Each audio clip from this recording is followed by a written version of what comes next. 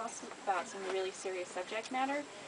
And I couldn't get that book out of my head, and it made me think, I really want to write something serious. I want to tackle some kind of deep issues and really delve into something with my writing. And I had started a book kind of like that, and then one night, it was a dark, cold night in January 2005, almost exactly 5 years from today. We were driving down the street, and suddenly this memory from when I was in the 9th grade popped into my head. And it was of this friend, and I hadn't thought about him in a really long time, but this memory was in my head. And the memory was,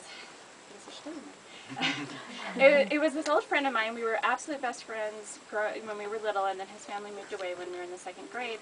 Never saw him again, and then one day I walked into my history class, and there was this guy sitting in the seat behind mine. I'd never seen him before.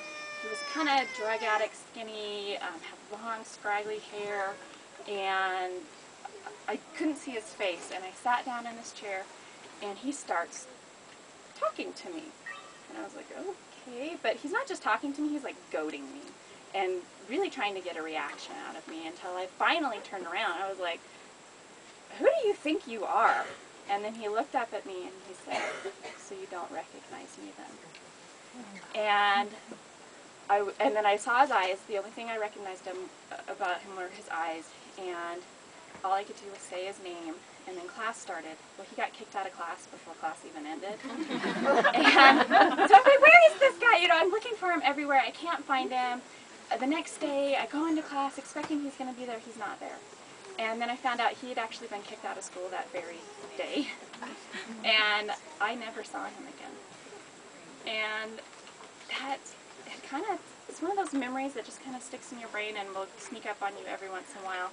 And that's what happened to me this night when I was driving in the car, and I looked up just suddenly at this billboard, and all of a sudden this conversation between a brother and a sister popped into my head.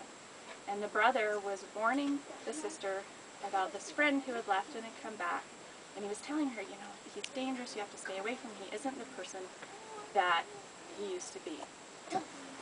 And I was just like, okay, and I couldn't, and this conversation kept playing over and over in my head. I went home and I got out a notebook and I just started writing.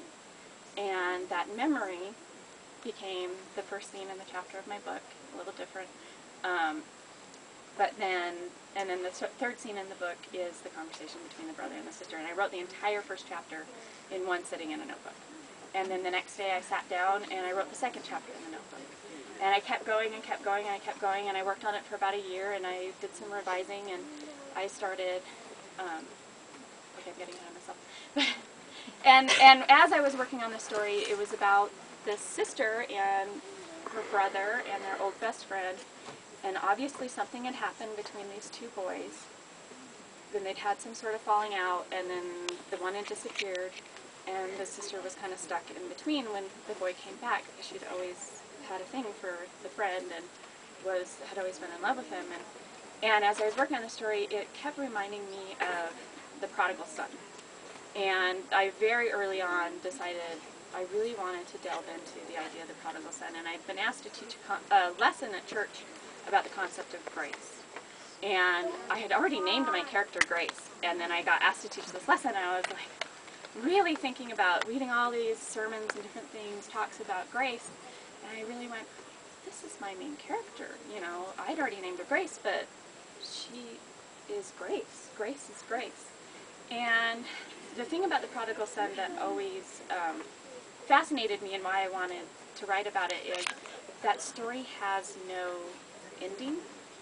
It's a really short story, and you don't know what happened to these characters. You don't really know what choices they ended up making. And I always wondered, you know, the prodigal son, did he really turn his life around? Or did he just go off the deep end again a couple months later? Or was he really able to claim his life back? The good son, did he ever learn to forgive his brother? It doesn't say. It does not say what he decided to do. And that led me on the idea of choices again, and paths and journeys. And I really wanted to know about this friend, what had happened to him, what were the choices that he had made, in order to end up where he was. And it reminded me of my friend, because when I saw him in the classroom, he looked so different, he seemed so different. Here was my childhood best friend. Obviously, our two lives had gone on very, very different paths. And kind of the idea of whether or not you could make them converge again. And I really wondered about this girl, Grace, how she would handle being caught in between these two friends. And kind of the loyalties, how do you stay loyal to both, and how do you reconcile loving both of them, and whether or not what she would need to do. And then I was also a really, really big fan of Buffy the Vampire Slayer. And I actually wasn't, but it was when I would actually sit and write, and I'd like the TV on in the background, and one day I was writing and I was flipping through the channels and Buffy the Vampire Slayer was on, and I started watching the show instead of writing. And so every day when I was writing, I would turn on Buffy the Vampire Slayer. And so then I started, when I first thought of the book, it was just the story about this girl and these two boys. But I started going, you know, it'd be really cool if there was something paranormal going on.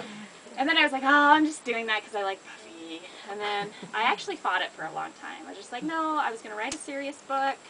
You know, I'm going to be like Laurie Halse Anderson or whoever, and I kind of kept fighting the idea, and then I started putting little hints in the story that there was something paranormal going on, and then I worked on it for about a year. I started sending it out and started getting rejections, and overall, the idea that I got from people, what they were saying was, I like it, but I don't love it, and it feels like there's something missing. And I didn't know what to do with that. Part of me went, okay, there's something missing, as I put all these paranormal hints in, but I didn't really go with it. But I didn't know how. I'm like, how do you take a book that people like and turn it into something that they love? And I was really devastated by this. And I would sit down at my computer and I would try to write, and I'd write 2 paragraphs, and I'd stare at it for a while, and then I'd hit the delete button. And I finally said, I can't go on like this. I can't do this anymore. And I put it in a drawer and started writing another book. And this one was like full-on paranormal, and I was having so much fun with it and was working on it. And as I started working on that book, ideas for The Dark Divine started happening again. And so after about a year and a half, I pulled it out again, and I spent about a year rewriting the book and revising. And I rewrote about 2/3 of the book. I added about 100 pages, and I revised, and I revised, and I revised.